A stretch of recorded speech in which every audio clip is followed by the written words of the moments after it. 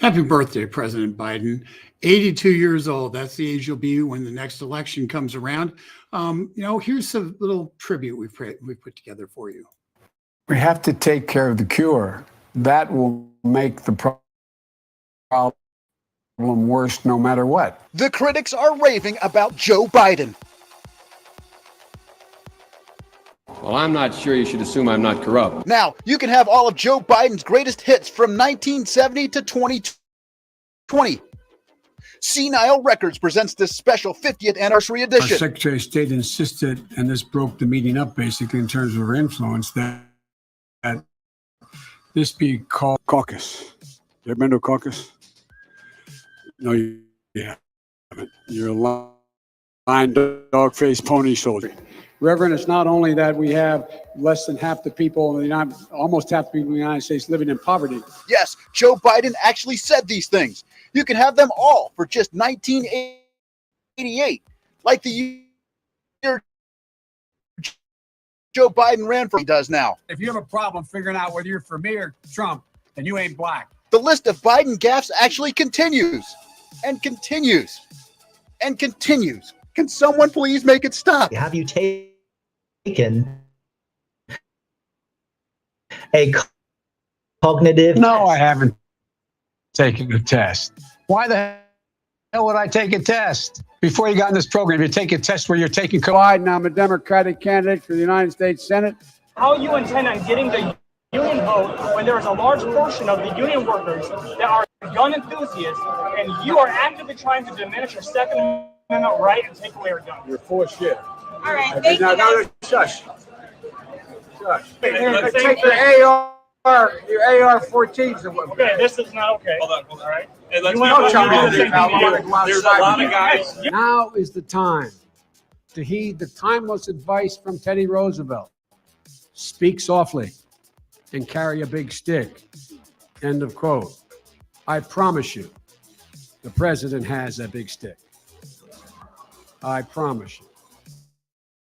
Order now and wait by your victims. Pick it up at your nearest Woolworth or Sears Roebuck store. Bring it home in your Model T and play this historic record for your kids every night. Unchain Wall Street. They're going to put you all back in chains. Call now or telegram. There you go. That's the little tribute. We actually did that a couple of years ago, but it's still funny. The one of the things that I think is important here is that we have. The question is today: is Joe Biden too old? Each one of those clips was from 4 years ago. We can name countless numbers of clips of him walking the wrong way off stage, tripping on things, falling up and down stairs, and a variety of other pratfalls that, quite honestly, Chevy Chase from the old Saturday Night Live would have had an absolute field day with. But is he too old? Let's find out what the people say. And one of the things that we know is that there's been polls conducted on this. I'm going to look back to December 2022 poll, Harvard-Harris poll, and it asked the question: Is he mentally fit? I have doubts about his fitness. Now, this is an overall, all parties, but you can see Democrats 73% say he's mentally fit, 27% doubts about fitness. This is 2022. GOP 21% fit. 79% doubts about fitness. Independents, 36% fit, 64%. Too old? Democrats, 38%. GOP, 86%, 72% independents. And so you had a 63% of this particular poll, December 2022, a year ago. 63% said he's too old to be president, and 42% said he's not mentally fit. So what's the results a year later? 42% say he's not mentally fit. So that's gone down a little bit, with 58% saying he is not mentally fit. And then 66%, 2/3, say he's too old. So, and when you look at this, the real kind of important thing is look at the independents. The Democrats are pretty much, 71-39, 63-37 in terms of in terms of his overall fitness and age. But when you look at independents are now looking at, mentally fit. He's down to 69% say they have doubts about his fitness, and too old, 72% say he's too old. So if that's the key demographic, the Republicans are going to vote how the Republicans are going to vote. Democrats are going to vote how the Democrats are going to vote. The third party in this country is the independents. They're the ones who are going to decide elections, because the Republicans and Democrats are about evenly split now. But so it's the independents, which is actually a larger group in many states, are in fact the decision makers. And in this case, 7 out of 10 believe he's showing that he's too old to do the job in 2023. The reason that this is significant in terms of the 2022 number and the 2023 number is that while they've shifted somewhat to the left, and let's just look back to the 2022, independents were showing 72% saying it's too old for independents in 2022. In 2023, what was it? Showing it's too old, 72%. The reason that number matters is because it shows it hasn't moved. It's a hard number. It is a fixed number. It's not, and as a result, Joe Biden is not going, it's going to be very difficult for him to move the 7 out of 10 independent voters off of the idea that he's not mentally fit for the job. That's a monumental problem, because when 7 out of 10 voters go in saying, if I can't cast a vote for somebody who's not fit for the job, they're going to go in and they're not going to cast a vote for that person. That is a big, big problem for Joe Biden. And his 82nd birthday is not helping that. But let's look at something else here. This is another key result. So if, let's say, the Democrats, as a lot of people are talking about, say, Joe Biden's polling numbers are terrible. He's losing in 5 out of the 6 states that are the key swing states to Donald Trump. We see David Axelrod, who's the Obama former campaign manager, and others saying, perhaps Joe Biden shouldn't run. Well, here's their problem. It's relatively simple. This is the Harvard-Harris poll, 2024, just got completed. If Biden chooses not to run in 2024, who would be the candidate you'd prefer to be the Democratic candidate? Who would that be? Well, it's Kamala Harris. It's Kamala Harris. I'll make this bigger. By 24% to 1 out of 4 say Kamala Harris. Hillary Clinton, 13%. Bernie Sanders, 10%. And then, the rest of the gaggle of people are, this is getting 7 to 2%. And the only one of these people who's actually on the ballot is Marianne Williamson. Marianne Williamson is the only one who's actually on the ballot of all these people mentioned. So Joe Biden's not running against anybody. And they have this massive problem that there's nobody who's overwhelmingly a popular second choice. Given that, we also know that if Joe Biden were to be found to be mentally unfit and say he left office for that reason, Kamala Harris inherits the people who support Biden. And it becomes a real problem for the Democrats, because Kamala Harris has been proven to be a very, very weak candidate. And so they would have very little time to build up enough equity for Harris to be a viable general election candidate. When you look at this from 2022, the same kind of question: if the Democratic presidential primary for the 2024 election is held today, who would you vote for? And this had Biden on the ballot: 36% Biden, 10% Kamala Harris, 7% Bernie Sanders, 7% Hillary Clinton. Kind of the same results that you saw before. And if Biden decides not to run, this is the 2022 poll: Kamala Harris, 23%, Hillary Clinton, 14%, Bernie Sanders, The amazing thing about this is the numbers are the same. The numbers are pretty much the same from over the past year. They haven't shifted at all. So in spite of all this word salads from Kamala Harris, in spite of all that, you still have about 1 in 4 who say, "Yep, she's the one I want." If Biden decides not to run, there are no obvious. The problem they have here are there are no obvious people.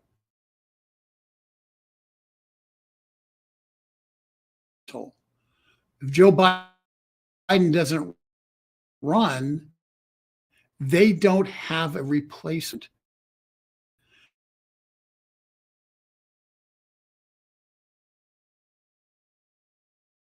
Gavin Newsom wasn't in the 22 poll.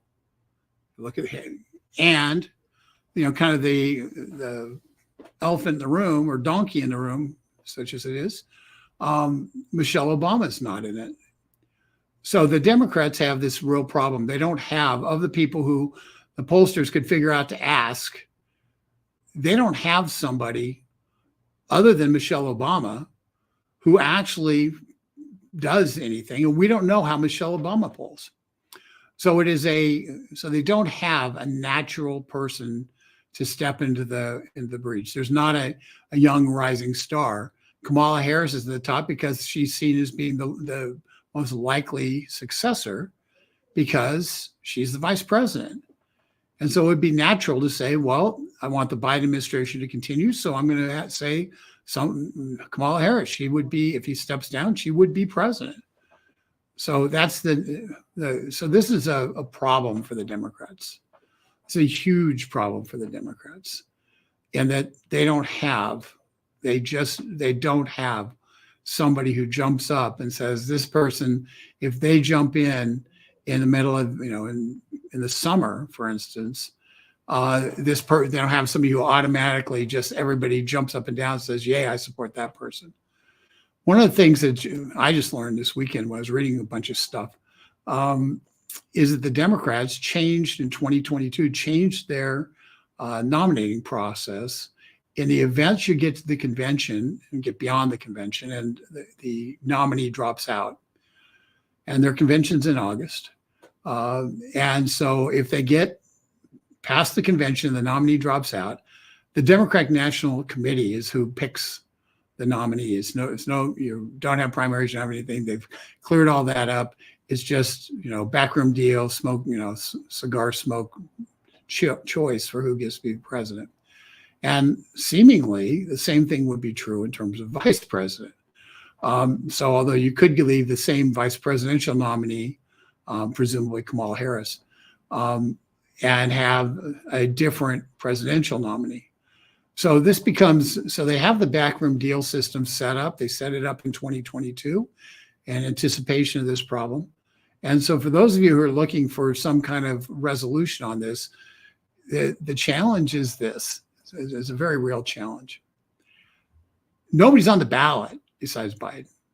When nobody's on the ballot besides Biden, none of these people who they might want to have as president to replace him are on the ballot. So what you're going to get is you're going to get a bunch of votes for Biden in the primaries because they don't have any choice.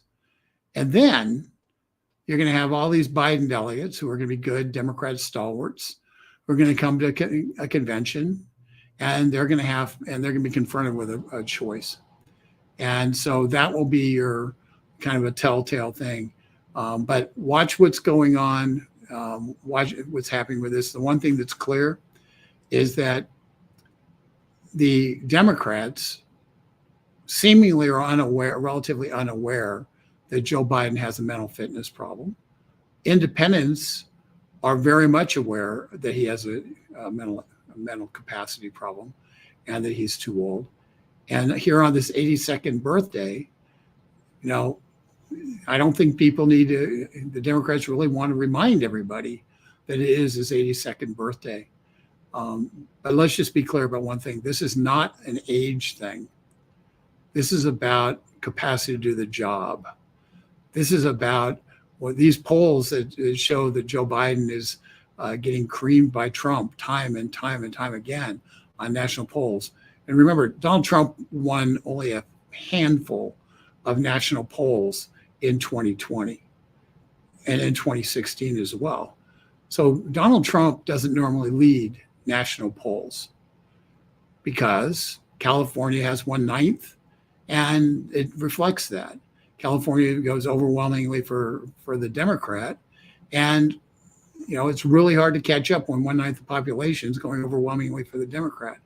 So it's really hard for Donald Trump to get the lead in a national poll. In the last year, Donald Trump has been leading national polls in a pretty significant level.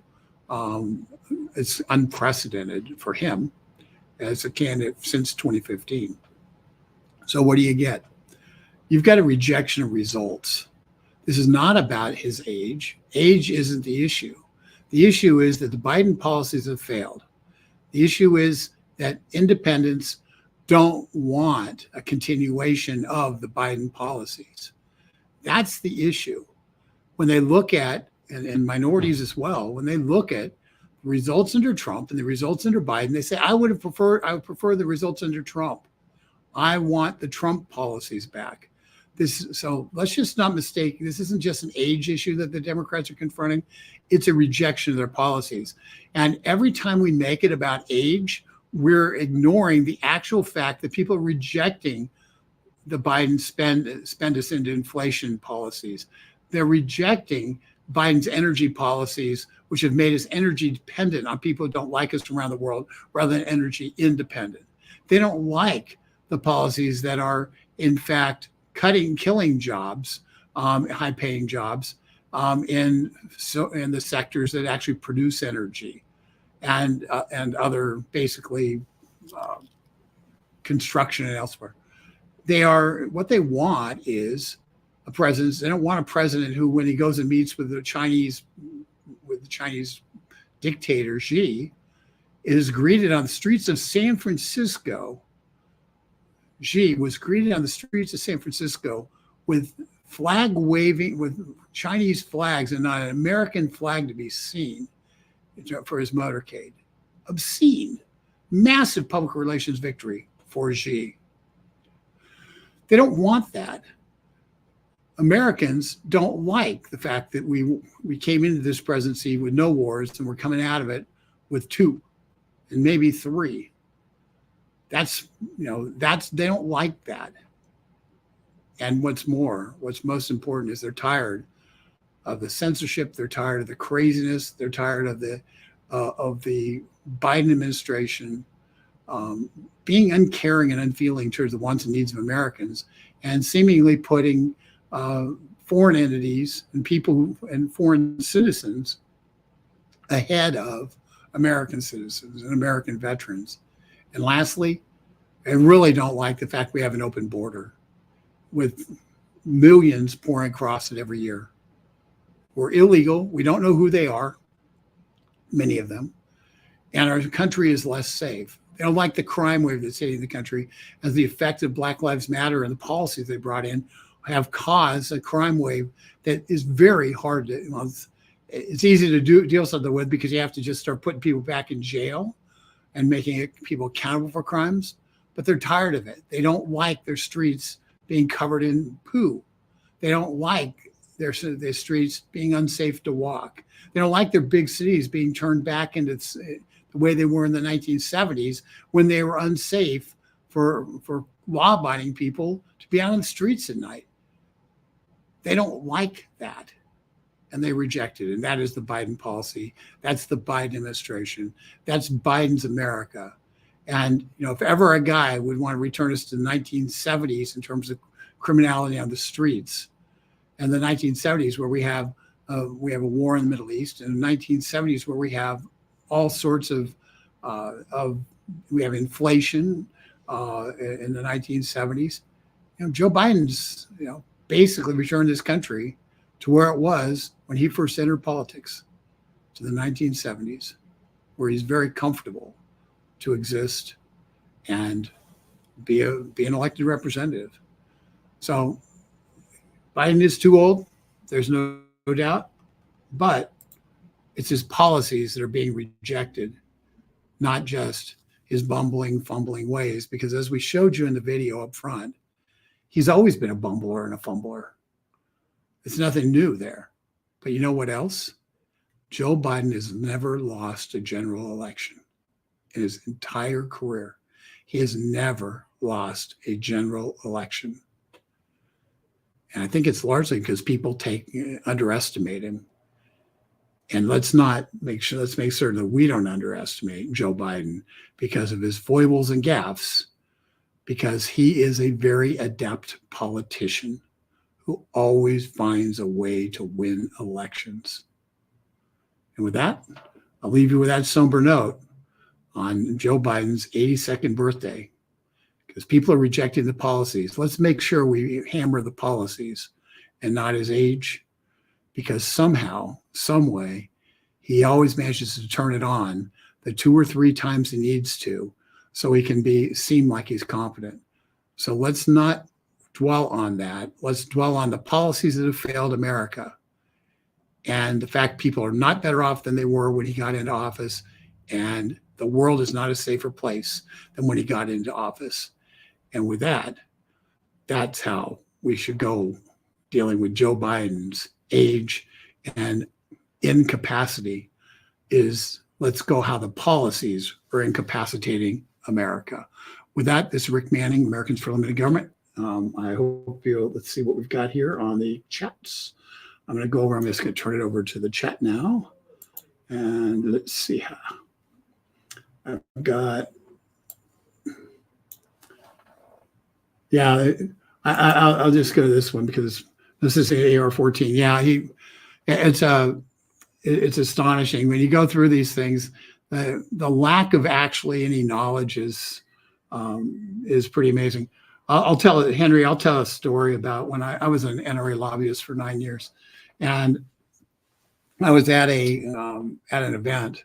The Democrats were having a ban guns event, and they had an AR-15 out, and the Democrat, the guy who was actually doing this, starts waving the AR-15 around, pointing it at everybody.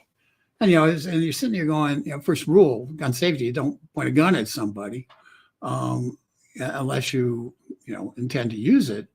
And so you had the audience ducking and stuff while this guy's waving around an AR-15, and it was and it just showed while he's sitting there talking about gun safety and all this stuff, he was the least safe person to ever have his hands on a gun because he didn't have any idea what he was doing.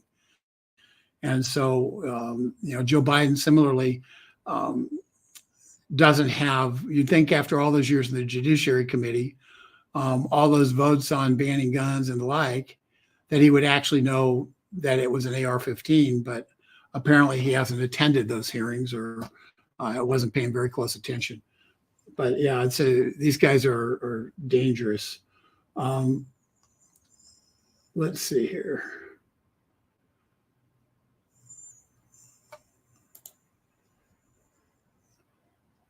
Yeah, Jill, it is past time, but Kamala's not stepping down. I mean, she would be the first woman president, and and she's not stepping down. So she would be immediately vaulted to the top of the list in terms of who would be president, or who would be their nominee, as the polls I showed you would indicate. And but if it's an inside game, the Democrats' problem is they'd have to replace Kamala with somebody who would take away the racist tinge of throwing out the first Black woman vice president for an alternative picked by the party. And that leads you to a Michelle Obama conclusion in terms of who the replacement would be. So, sometimes we have to, just kind of be careful what we wish for. Let's see here. Talking about Clinton now, shouldn't she be in jail for murder and pedophilic disorder? Constance, if there was I remember I was talking about this just today. because we were talking about James Comey and how he got up and he made his big speech about how Hillary Clinton did all this stuff, but no prudent prosecutor would prosecute this case.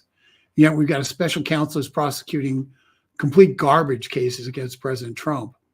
I guess the word prudent means, in their world, is no prosecutor who wanted to